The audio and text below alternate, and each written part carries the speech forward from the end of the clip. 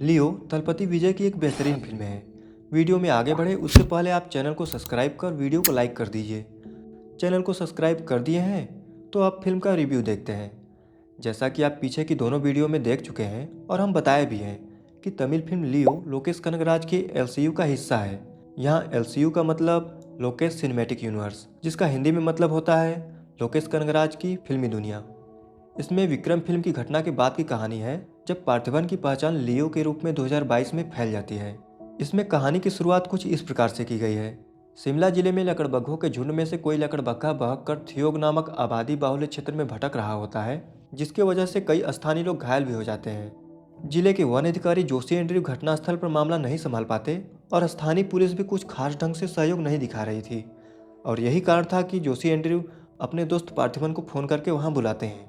पार्थिवन उस दौरान अपने बेटे के विद्यालय के लिए जा रहे होते हैं, पर एंड्रयू के बार बार आग्रह करने पर वह उनकी बात मान जाते हैं। इसलिए बेटे सहित पार्थिवन वहां पहुंच जाते हैं और जब वह लकड़बग्घा एक विद्यालय परिसर में चला जाता है तो पार्थिवन उसे किसी तरह ट्राइकुलर इंजेक्शन से बेहोश कर देते हैं, लेकिन इस दौरान उन्हें चोट भी लग चुकी होती है। जोशी एंड्रयू के वहां से लकड़बग्घा को लेकर जाने के साथ साथ इधर पार्थिवन भी अपने मास्का पाव के दुकान मतलब बेकरी शॉप के लिए निकल जाते हैं। दुकान में आकर वह सबसे पहले अपनी सहायिका श्रुति को वह कुर्ता सिलने को देते हैं, जो कि लकड़बग्घे को पकड़ने के दौरान फट चुका था, और फिर काम धाम की निगरानी करने लगते हैं। फिर सब कुछ देख ताक कर घर आते हैं। उस दिन उनकी शादी की सालगिरह थी। शायद उनकी पत्नी सत्या को लकड़बग्घे से लड़ने वाली बात पता चल गई होगी। इस वजह से पार्थिवन डरते डरते बहाना करते हैं, पर सत्या को तो सब पता ही चल गया था, इसलिए वह उन्हें डांटती हैं। और ये ऐसा इसलिए भी था क्योंकि वह काफ़ी देर से तैयार होकर बैठी भी थी। तब पार्थिवन ऊपर जाते हैं और उनकी पसंद के कपड़े पहन कर आते हैं। पसंदीदा कपड़े पहनकर आने पर भी सत्या उनसे नाराज रहती हैं, इसलिए पार्थिवन भी गुस्सा हो जाते हैं और गुस्से में ही बाहर चले आते हैं।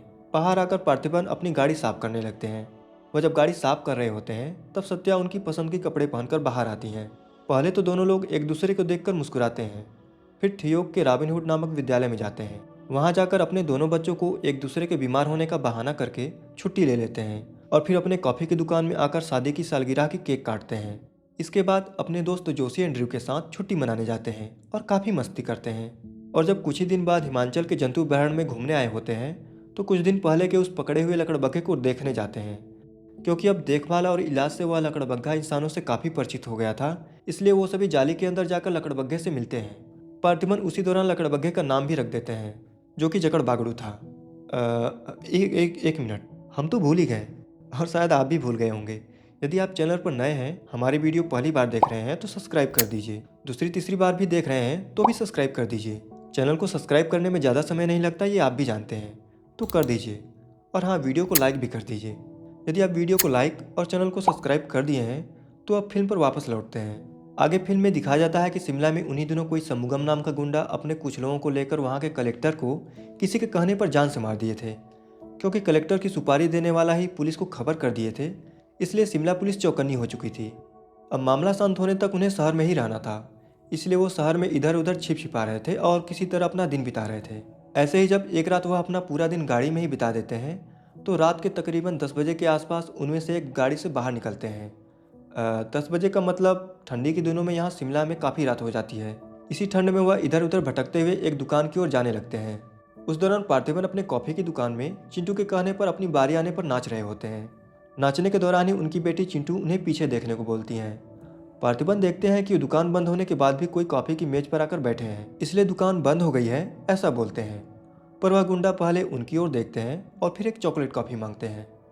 लेकिन पार्थिवन दोबारा बोलते हैं, दुकान बंद हो गया है सर, बाहर वो बोर्ड लगा नहीं देखे। तभी उनकी सहायिका श्रुति कल वो काम पर नहीं आएंगी, मंदिर जाना है, इस तरह की बातें बोलते हुए उन्हीं की ओर आने लगती हैं।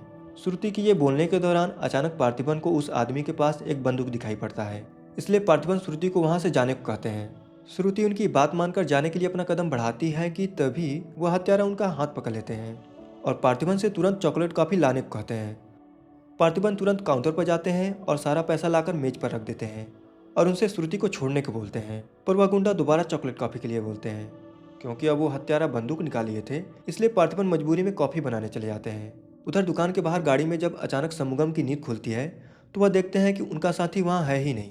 तभी उन्हें बंदूक का ख्याल आता है। अंदर बंदूक नहीं था, उनका साथी कुछ कर न दे, इस वजह से वह सबके साथ उन्हें ढूंढने लगते हैं और ढूंढते हुए उसी दुकान में पहुंच जाते हैं जहाँ पर उनका साथी बैठे थे। उस दौरान पार्थिबन चुपचाप कॉफी बना रहे होते हैं। तभी समुगम चलते हुए अपने साथी के पास आ जाते हैं और गुस्से में उन्हें डांटते हैं, लेकिन जब वो उनकी बात नहीं मानते तो शांत हो जाते हैं। तभी उन्हें मेज पर पैसा दिखाई पड़ता है।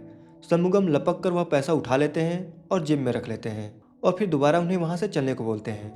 कई बार बोलने चिल्लाने पर भी वो उनकी बात नहीं मानते, इसलिए वह खुद ही जाने लगते हैं।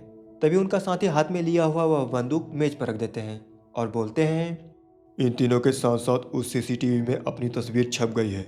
यदि उस तस्वीर से अपनी फिल्म नहीं बनानी तो इनका टिकट काटना पड़ेगा। चुपचाप बैठिए, चॉकलेट कॉफ़ी पीते हैं, आइए। शाबाश मेरा बच्चा।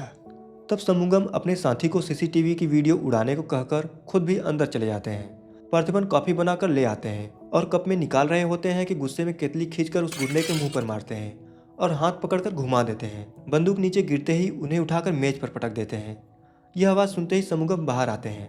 उनके साथ साथ उनके बाकी साथी भी पार्थिबन से लड़ने लगते हैं, पर वो सभी पार्थिबन का कुछ कर नहीं पाते। पार्थिबन एक एक को मारकर घायल कर देते हैं। यह मारपीट थोड़ी लंबी चलती है, पर इस मारपीट के दौरान ही अचानक समुगम खड़े होते हैं और श्रुति को पकड़कर काउंटर से बाहर खींच लेते हैं। फिर चाकू उनके गर्दन पर सटाकर अपने आदमी को छोड़ने को कहते हैं। होता बिल्कुल ऐसा ही है। पार्थिबन उन्हें छोड़ देते हैं। ऐसा होते ही समुगम अपने आदमी से उन्हें मारने को कहते हैं, पर उनका आदमी उनकी बात मानते ही नहीं। वह उनकी बात मानने के बजाय शीशे का गिलास तोड़कर चिंटू की ओर जाने लगते हैं। नुकीले शीशे से चिंटू को मारते हैं कि तभी पार्थिबन को कुछ हो जाता है। उन्हें किसी चीज का होश नहीं रहता। वह सोफे पर कलया मारते हुए बंदूक उठा लेते हैं और उन्हें गोली मार देते हैं। पार्थिबन उनके साथ साथ बाकी लोगों को भी एक एक करके गोली मार देते हैं, पर गोली मारने के बाद उन्हें एहसास होता है कि आखिरकार उन्होंने ये क्या कर दिया। हत्या के बाद से सुबह होने तक वह वहीं पर बैठे रहते हैं, क्योंकि एक ही पल में सब खत्म हो चुका था। यह एक हत्या का मामला था, इसलिए उनके दोस्त एंड्रयू आकर उन्हें सांत्वना देते हैं। पुलिस उन्हें 15 दिन के लिए हिरासत में लेती है, पर इस घटना का चिंटू पर गहरा सदमा लगता है। डॉक्टर जांच में आई दस्तावेजों के निष्कर्ष अनुसार पीटीएसडी होने का मतलब किसी घटना या डर की वजह से दिमाग पर पड़ने वाला प्रभाव, इस तरह की कुछ बातें सत्या को बताते हैं। अगले दिन पार्थिबन को जिला न्यायालय में पेश किया जाता है। न्यायालय में सरकारी वकील सबसे पहले बैलिस्टिक यानी कि बंदूक गोला बारूद की आई जांच वाली दस्तावेजों का हवाला देते हुए गोली ठीक माथे के बीचों बीच लगने पर सवाल खड़ा करती हैं। इसके साथ ही साथ वह गोली मारने के इस सटीक अनुभव को पुलिस वालों से भी तुलना करती हैं। ये बात जानकर जिला न्यायाधीश ठियोग स्टेशन के इंस्पेक्टर भंवर जेठा को दोषी पार्थिबन की बंदूक चलाने की इस विशिष्ट कौशल को आम आदमियों से तुलना कर अवलोकन करके दस्तावेज अदालत में सूचित करने को कहते हैं। होता बिल्कुल ऐसा ही है। अगले दिन भंवर जेठा कुछ स्थानीय लोगों को जुटाकर तय दूरी पर निशाना लगाने के लिए बंदूक देते हैं, पर उनमें से किसी का भी तय निशाने के आसपास भी गोली नहीं जाता। तब वह इंस्पेक्टर पार्थिबन को बंदूक देते हैं। पार्थिबन एक ही जगह से एक ही बिंदु पर बंदूक की सारी गोलियां दाग देते हैं। ये देखकर उनके दोस्त जोशी एंड्रयू भी हैरान रह जाते हैं। तब इंस्पेक्टर भंवर जेठा उन्हें 9mm पिस्टल दिलवाते हैं। पार्थिबन 9mm पिस्टल से भी पांचों बिंदुओं पर सही गोली मारते हैं। इसके बाद दिखाया जाता है कि अगले दिन पार्थिबन की वकील उनसे मिलने आती हैं और आकर बताती हैं कि आप जो भी किए वो गलती से हुआ, इसमें आपकी कोई गलती नहीं। वही उनके दोस्त जोशी एंड्रयू उन्हें बताते हैं कि आप जिनको भी मारे वो सभी खतरनाक हत्यारे थे और यह घटना आत्मरक्षा के अंतर्गत आएगा, तो घबराइएगा नहीं, ठीक है। अगले दिन सुनवाई के दौरान पार्थिबन की वकील इस मामले को आत्मरक्षा के अंतर्गत की घटना बताते हुए लकड़बग्घे की घटना का भी जिक्र करती हैं और न्यायाधीश महोदय से पार्थिबन को बरी करने का निवेदन करती हैं। जिला न्यायाधीश सभी सबूतों और उन अपराधियों के पूर्व अपराध को ध्यान में रखकर धारा 103 और धारा 106 के तहत आत्मरक्षा की घटना बताकर पार्थिबन को बरी कर देते हैं। इसके साथ ही साथ सरकार द्वारा वीरता पुरस्कार की अर्जी भी लगा देते हैं।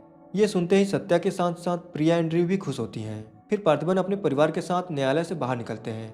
बाहर मीडिया वाले पार्थिबन की फोटो लेने के लिए आतुर रहते हैं, वही पुलिस वाले उनको सुरक्षा देने में लगे होते हैं।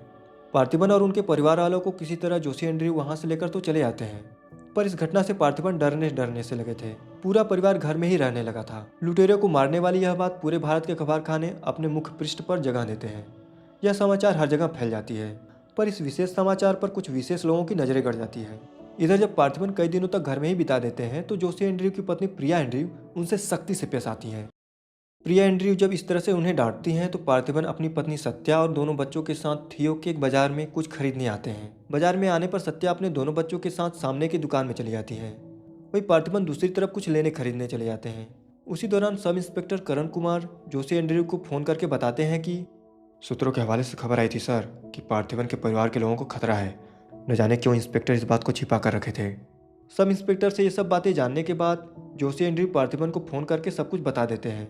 ये खबर मिलते ही पार्थिबन चौकन्ने हो जाते हैं, पर कोई फायदा नहीं होता। हमलावर आ चुके थे और वो उन पर एकाएक टूट पड़ते हैं। यहाँ पर समुगम का साला अपने जीजा की मौत का बदला लेने आए थे। पार्थिबन उन लोगों से बचते हुए उन सभी को मार रहे होते हैं कि तभी शोरगुल सुनकर सत्या भी वहाँ आ जाती हैं और उन्हें रोकने लगती हैं, पर पार्थिबन नहीं मानते। पार्थिबन समुगम के साला को मारने के लिए दौड़ा लेते हैं। उनको मना करते हुए सत्या भी उनके पीछे जाती हैं, लेकिन पार्थिबन थे कि नहीं मानते हैं। पर वह गुंडा दौड़कर एक गाड़ी पकड़ लेते हैं, इसलिए वह बचकर वहाँ से भाग निकलते हैं। सत्या पार्थिबन के इस व्यवहार से डरने लगती है। ये सब कुछ हो जाने पर पार्थिबन अपनी पत्नी के साथ सीधा ठियोग पुलिस स्टेशन पहुंच जाते हैं। वहां पर काफी इंतजार करने के बाद इंस्पेक्टर भंवर जेठा वापस थाने आते हैं और गुस्से में पार्थिबन को शिकायत लिखवाकर वहां से जाने को कहकर सीधा अपने कार्यालय में चले जाते हैं। इंस्पेक्टर के इस बर्ताव पर पार्थिबन अंदर उनके पास जाते हैं और उन्हें उन पर हमला करने वाली बात छिपाने के लिए सवाल करते हैं। और इतना ही नहीं, खुद की हिफाजत के लिए नौकरी पर मुस्तैद एक पुलिस वाला घर के बाहर तैनाती के लिए मांग करते हुए वहीं पर जिद में बैठ जाते हैं। पार्थिबन के इस रवैये पर इंस्पेक्टर भंवर जेठा को गुस्सा आ जाता है, इसलिए वह उनका हाथ पकड़कर उन्हें कार्यालय से बाहर कर देते हैं। तभी वहां पर जोशी एंड्रयू आ जाते हैं। तब जोशी एंड्रयू पार्थिबन का हाथ पकड़कर उन्हें वहां से लेकर जाने की कोशिश करते हैं, पर उसी दौरान इंस्पेक्टर भंवर जेठा पार्थिबन को अपशब्द बोल देते हैं। इस वजह से एंड्रयू उन्हें गुस्से में बिगड़ते हैं, पर भंवर जेठा को यह बात बुरी लग जाती है, इसलिए वह उनका गिरहवान पकड़ लेते हैं। ये देखकर पार्थिबन गुस्से में अपना आपा खो बैठते हैं और गुस्से में ही इंस्पेक्टर का गला पकड़ लेते हैं। ऐसा होते ही जोशी एंड्रयू के साथ साथ आसपास के पुलिस वाले पार्थिबन को छुड़ाने में जुट जाते हैं, पर पार्थिबन कहाँ रुकने वाले थे। वह उनका गला पकड़े हुए उन्हें थाने से बाहर लेकर चले आते हैं और एक पेड़ के पास पहुंचकर उन्हें ऊपर उठा देते हैं। जोशी के कई बार बार रोकने चिल्लाने पर पार्थिबन आखिरकार उनकी बात मान जाते हैं। तब फिर कुछ समय बाद जोशी एंड्रयू पार्थिबन को लेकर जिला न्यायाधीश के पास पहुंच जाते हैं। न्यायाधीश महोदय उनके ऊपर हुए इस हमले को देखकर एक पुलिसकर्मी घर के बाहर निगरानी के लिए मुहैया कराने का आश्वासन देते हैं, पर पार्थिबन इन सब बातों के अलावा न्यायाधीश महोदय से एक बात का निवेदन और करते हैं। पार्थिबन अपने गांव तिरुचिपल्ली से एक कांस्टेबल बुलाने को कहते हैं। होता बिल्कुल ऐसा ही है। ठीक 2 दिन बाद तिरुचिपल्ली के कमिश्नर ऑफिस से तबादला पाकर नेपोलियन नाम का एक पुलिस वाला पार्थिबन के घर आते हैं और उन्हें नियुक्ति का प्रमाण पत्र देकर सैल्यूट करते हैं। पार्थिबन इशारा करके उनके तैनात होने की जगह के बारे में बताते हैं। पार्थिबन की पत्नी और बच्चे भी नेपोलियन को उतनी ही हैरानी से देख रहे होते हैं जितना कि पार्थिबन थे। पार्थिबन को नेपोलियन हमेशा सोते हुए हालत में ही दिखाई पड़ते हैं, इसलिए वह अपने दोस्त जोशी एंड्रयू को फ़ोन करते हैं और फ़ोन पर पूछते हैं कि ये किसको भेजे हैं यार। तब जोशी एंड्रयू बोलते हैं, पार्थिबन, आप ही अपने गांव के हाईएस्ट रैंकिंग पुलिस अफसर को लाने को बोले थे। यही है हाईएस्ट रैंकिंग पुलिस अफसर। आपको तो पता चला ही होगा, त्रिची में एक बहुत बड़ा लगभग 900 किलो के आसपास ड्रग्स का खुलासा हुआ था। यह वही पुलिस अफसर हैं जो अकेले 50 से 60 लोगों को पकड़े थे। इसके बाद फिल्म में तेलंगाना का दृश्य दिखाया जाता है। एक अनजान आदमी अपने बॉस को पार्थिबन की तस्वीर भेजते हैं। फोटो देखते ही उनके बॉस चौंक जाते हैं, इसलिए वह तुरंत दास फैक्ट्री के लिए निकल जाते हैं और वहां पहुंचकर अपने बॉस हेरल्ड दास को वही फोटो दिखाते हैं। फोटो देखकर हेरल्ड दास के लोग एक पुरानी संदूक का ताला तोड़कर उसमें से एक तस्वीर हाथों हाथ उनके पास पहुंचा देते हैं। तब उस धुलखाए तस्वीर की कांच तोड़कर हेरल्ड दास किसी लियो दास की तस्वीर देखते हैं और ऊपर लिखी मृत्यु की तारीख को रंग देते हैं। फिर हेरल्ड दास ये समाचार लेकर अपने बड़े भैया के पास जाते हैं। एंथनी दास पार्थिबन की तस्वीर ध्यान से देखते हैं और जब हेरल्ड दास वह तस्वीर अपने आदमियों को दिखा रहे होते हैं तो उस दौरान एंथनी दास अपने खास आदमी शेखर से बोल रहे होते हैं कि अगर वो पार्थिबन होगा अपने 4 आदमी काफ़ी होंगे, लेकिन अगर वो सचमुच लियो निकला तो 400 आदमी भी कम पड़ेंगे। ये बोलकर एंथनी दास खुद इस बात की सच्चाई जानने के लिए अपने कई लोगों को लेकर हिमाचल प्रदेश के लिए निकल जाते हैं। इधर पार्थिबन को खतरा आने से पहले की खामोशी की आहट लग चुकी थी, इस वजह से वह ढेर सारे हथियार बनाने में जुट जाते हैं। अगले दिन कॉफ़ी की दुकान में पार्थिबन चॉकलेट की गुणवत्ता की जांच कर रहे होते हैं कि तभी उनके पास श्रुति आकर बोलती हैं कि ठीक पीछे वाली टेबल पर एक लड़की बैठी है जो काफ़ी देर से आपको ही घूर रही है।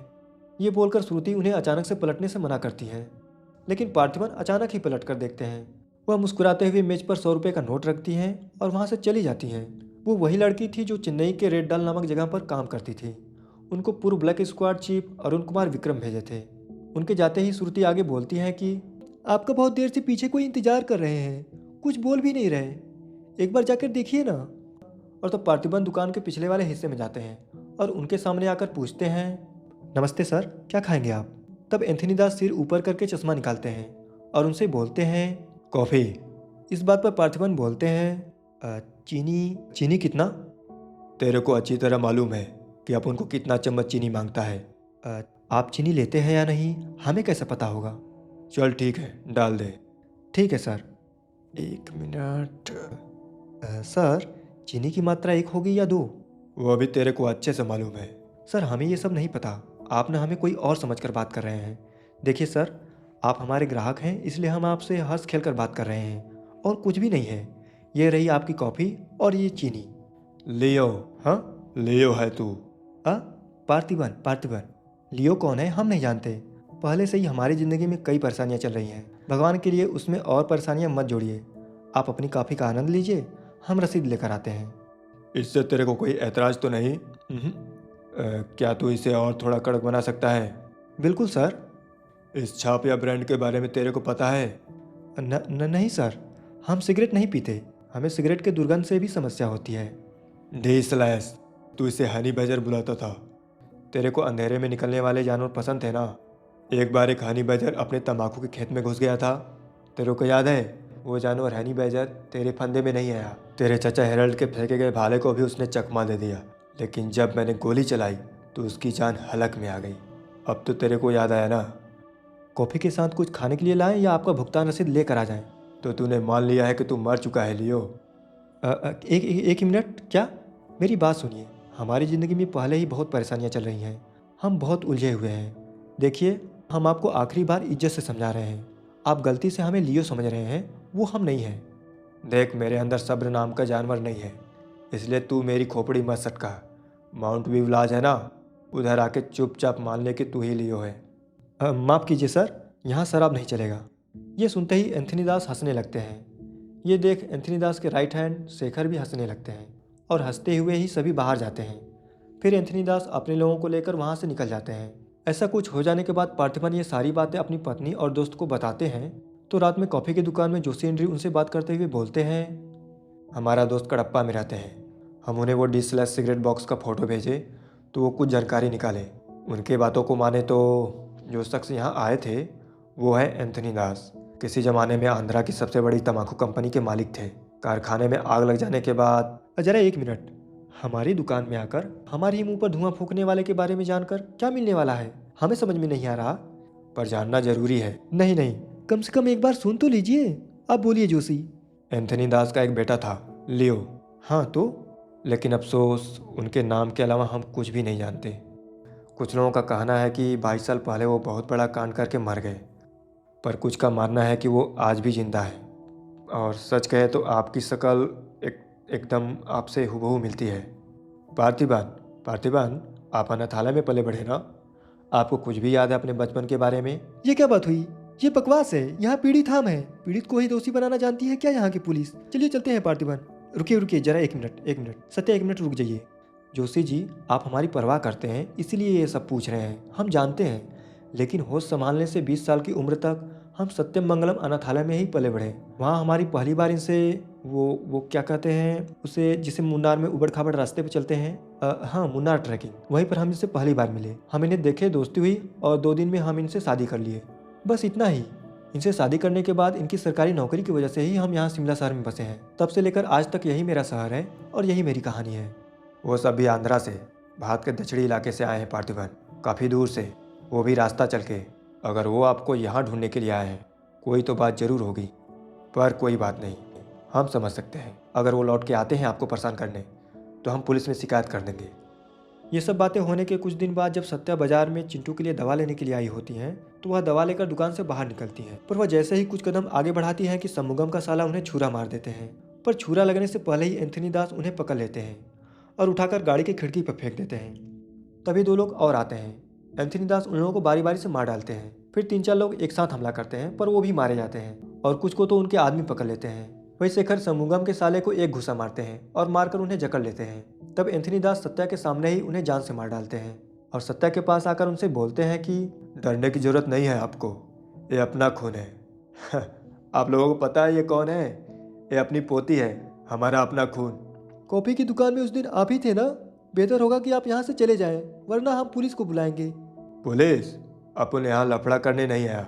20 साल से आप जिसे पार्थिबन समझ रही हैं वो कोई और है। जब पता चलेगा कि वो एक हत्यारे हैं जिसने लोगों को सिर्फ बेरहमी से मौत के घाट उतारने का काम किया है, तब अपन से मिलना।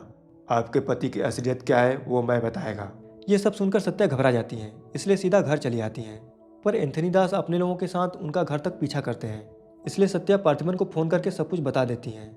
नेपोलियन कुछ लेने खरीदने के लिए बगल की दुकान में गए हुए होते हैं, लेकिन जब तक पार्थिबन वहाँ पहुँचते हैं तब तक एंथनी दास अपने लोगों के साथ वहाँ से निकल चुके होते हैं। क्योंकि सत्या बता चुकी थी कि नेपोलियन गायब हैं, इसलिए पार्थिबन उन्हें बहुत डांटते हैं।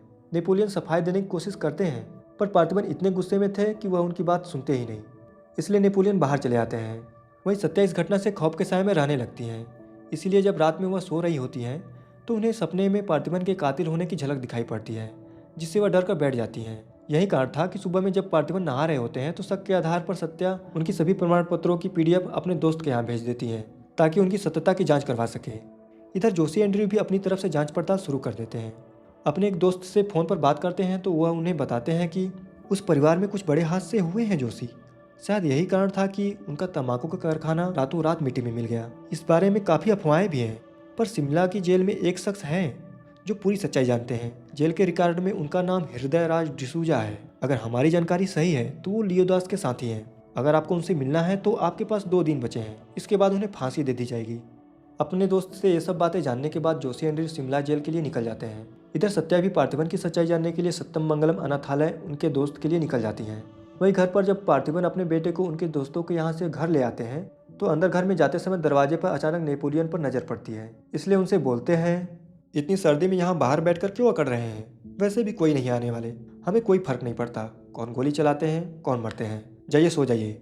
नहीं नहीं ठीक है सर, हम ठीक हैं। आज दोपहर में कुरियर आया था आपकी पत्नी के लिए। सर 1 मिनट, हमें आपसे कुछ कहना था। आपकी फिक्र, आपका परिवार हम सब समझते हैं। हम जानते हैं कि आप अपने परिवार पर जान लुटाते हैं, ये सब साफ नजर आता है। उनका दुख आपसे बर्दाश्त नहीं होता। हमारे रिटायरमेंट में अभी 60 दिन बाकी है। इन 60 दिनों में किसी ने भी आपकी या आपके परिवार की तरफ उंगली भी उठाई तो हम उन्हें नरक भेज देंगे। भले ही हमारा घर, हमारा परिवार किसी मुसीबत में क्यों ना हो, हम इस जगह से हिलने वाले नहीं हैं। सर, ये नेपोलियन सिर्फ पेट भरने के लिए काम नहीं करता, काम को भगवान मानता है, कसम से यकीन कीजिए। अरे अरे अरे, अच्छा ठीक है। अरे अब एक सच बताइए कमिश्नर के ऑफिस में इतने भारी भरकम मशीन गन से आप इतने लोगों को मार गिराए? हम तो बस यूजर मैनुअल पढ़कर बताए थे कि कौन से बटन दबाने हैं, बाकी का काम तो दिल्ली किए थे। ये बात किसी को बताइएगा नहीं सर। हाँ ठीक है। इसके बाद दिखाया जाता है कि केंद्रीय कारागार जो कि शिमला में था, जोशी एंड्रयू वहाँ पहुँच जाते हैं और हृदयराज डिसूजा नाम के कैदी से बातचीत करते हैं। बात करने पर हृदयराज डिसूजा उनकी बात मानकर पूरी कहानी बताने को तैयार हो जाते हैं।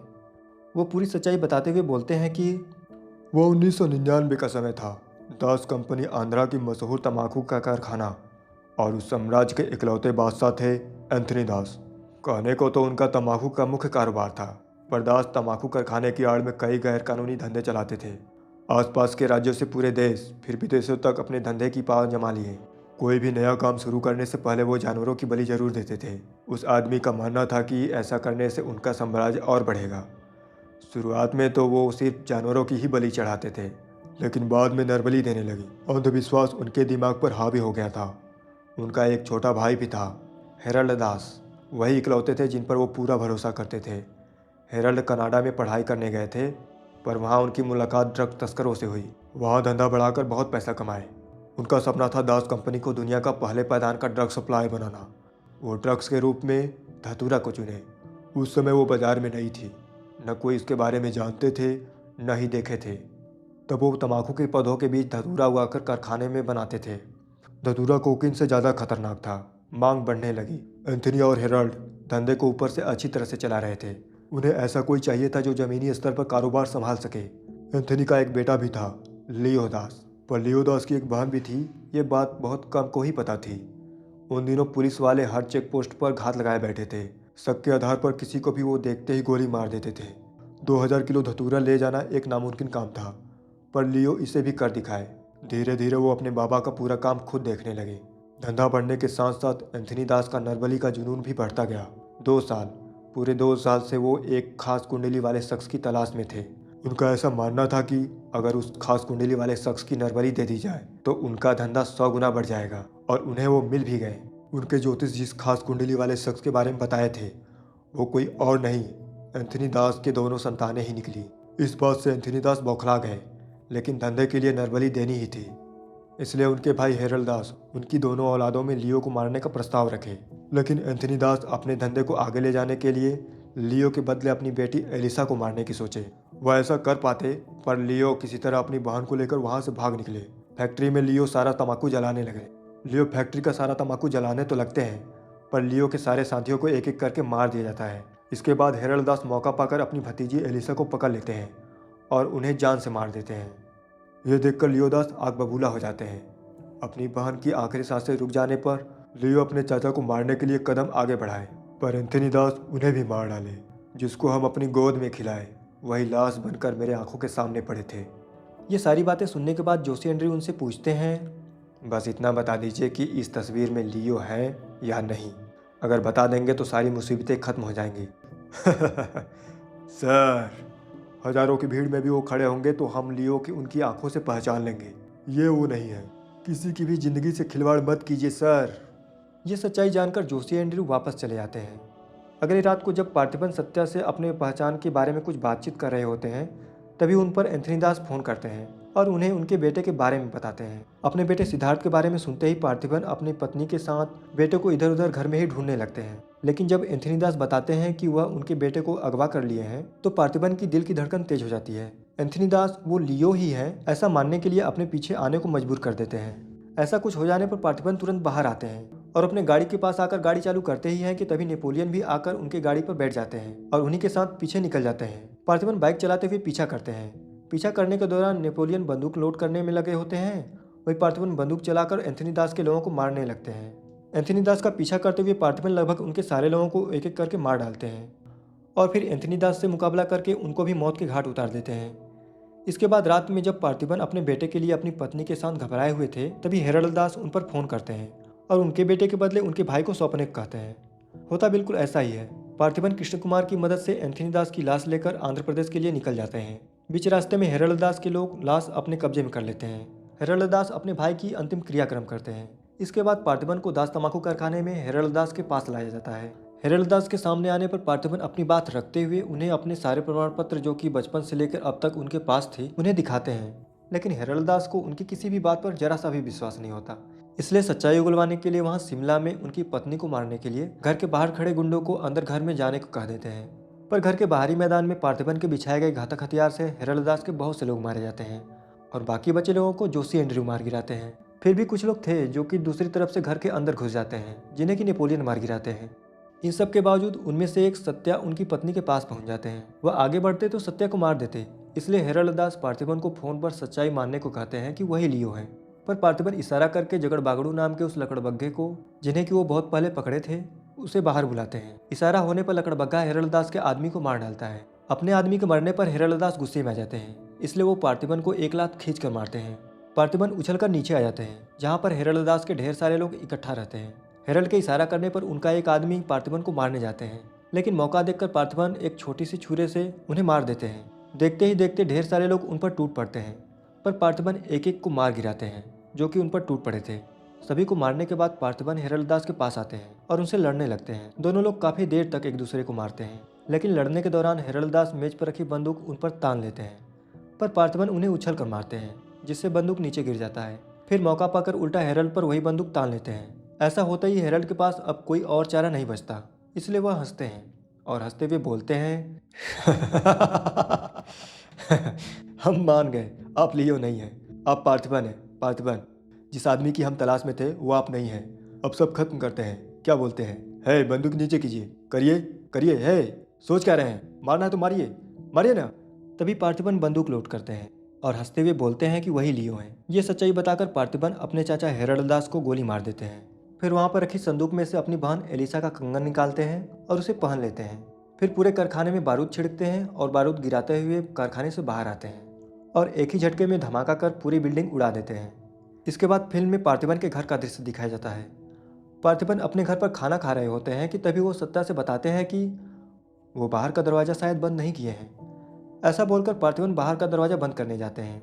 परिसर का दरवाज़ा बंद करके वापस घर की ओर मुड़ते ही है कि तभी अरुण कुमार विक्रम, जिन्हें की सरकार देशद्रोही घोषित की हुई है, वो उन पर फ़ोन करते हैं और फ़ोन पर पार्थिबन से बोलते हैं कि केवल एक धतूरा फैक्ट्री जलाने से सारी समस्याएं हल हो जाएंगी, ऐसा सोच रहे हैं क्या पार्थिबन? ओ माफ़ कीजिए लियो। इस समाज को नशा मुक्त बनाने के लिए भारत में बहुत सारी फैक्ट्रियां को जलाना है। हम कौन है पता चल गया? इस दृश्य में रेड डाल वाली वह लड़की भी दिखाई पड़ती हैं जो कि पार्थिबन के कॉफी की दुकान में आई थी और अब वो विक्रम के गिरोह में शामिल हो चुकी हैं। इस बातचीत के साथ ही यह फिल्म यहीं पर समाप्त हो जाती है। पर इस फिल्म के अंत में कैदी और विक्रम के साथ साथ रोलेक्स स्पाइन आप जो कि आने वाली है की म्यूजिक या धुन को भी बजाया गया है। इस फिल्म लियो को CBFC के द्वारा UA का प्रमाण पत्र जारी किया गया है, जिसका मतलब आप जानते ही हैं। लियो फिल्म के लेखक व निर्देशक लोकेश कनगराज जी हैं। यह फिल्म लियो आपकी निर्देशन में बनाई गई 7वीं फिल्म है। इस फिल्म में जोसेफ विजय उर्फ थलपति विजय मुख्य भूमिका में दिखे हैं, जिनकी कि यह लियो 75वीं फिल्म है। पर आपके अलावा त्रिशा कृष्णन, अर्जुन सर्जा, संजय दत्त और गौतम वासुदेव का इस फिल्म में अहम किरदार है।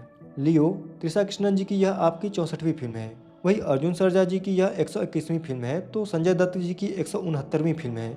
इस एक्शन थ्रिल फिल्म लियो को 19 अक्टूबर 2023 में रिलीज किया गया है, जिसे कि IMDb के द्वारा 7.2 की रेटिंग दी गई है। इस फिल्म लियो को 7 स्क्रीन स्टूडियो के द्वारा कुल 300 करोड़ के बजट में बनाकर रिलीज किया गया है, जो कि अब तक 650 करोड़ से ज़्यादा की कमाई कर ली है। इस फिल्म में थलपति विजय, त्रिशा कृष्णन, सेबेस्टियन, संजय दत्त जी और अर्जुन सर्जा के अलावा गौतम वासुदेवन, जॉर्ज मार्जन, मंसूर अली, प्रियानंद, बाबू एंथनी, मधुसूदन राव, शांति माया देवी, तवसी, ल्याल जी, जाननी कुलसिनन और मैस्किन जैसे बेहतर कलाकार इस फिल्म में अभिनय करते हुए दिखे हैं। इस फिल्म की आधिकारिक भाषा तमिल है, पर यह फिल्म तमिल के साथ साथ तेलुगु, कन्नड़, मलयालम, हिंदी और अंग्रेजी इन सभी भाषाओं में भी उपलब्ध है, जिसे कि नेटफ्लिक्स OTT प्लेटफॉर्म पर आसानी से देखा जा सकता है। पर इस फिल्म को जापानी भाषा में भी देख सकते हैं। और यदि इस फिल्म की हिंदी भाषा की डबिंग कलाकारों की बात करें तो त्रिशा कृष्णन को सत्या किरदार के लिए मुस्कान जाफरी जी अपनी आवाज़ दी हैं। जोसेफ विजय को लियो किरदार के लिए कृष्णा अभिषेक जी हिंदी में अपनी आवाज़ से डब किए हैं। वहीं मधुसूदन राव को राजेश जोली जी, मंसूर अली खान को उदय सबनीस जी अपनी आवाज़ में डब किए हैं। आपके अलावा मैस्किन को घनश्याम शुक्ला जी, मुख्तार खान को विक्रांत चतुर्वेदी जी, वहीं जॉर्ज मार्जन को विनोद कुलकर्णी जी अपनी आवाज़ में डब किए हैं। साथ ही साथ अर्जुन सर्जा को एजाज खान जी, मैथ्यू थॉमस को वैभव ठक्कर जी, सैंडी को सुनूर मिर्जा जी, गब्बी को दमनदीप सिंह बग्गन जी और बाबू एंथनी जी को अनूप शुक्ला जी हिंदी में अपनी आवाज़ दिए हैं। पर आप सभी के अलावा कमल हसन जी के साथ साथ संजय दत्त जी भी हिंदी के लिए अपनी आवाज़ में डब किए हैं। इस फिल्म को भी कैदी फिल्म की तरह ही गोल्ड माइन स्टूडियो के द्वारा हिंदी में डब कराया गया है। हम उम्मीद करते हैं कि इस फिल्म के साथ साथ यह दी गई अतिरिक्त जानकारी भी आपको पसंद आई होगी। हम चाहेंगे कि आप इस वीडियो को लाइक और चैनल को सब्सक्राइब कीजिए। वीडियो को पूरा देखने के लिए आपका धन्यवाद।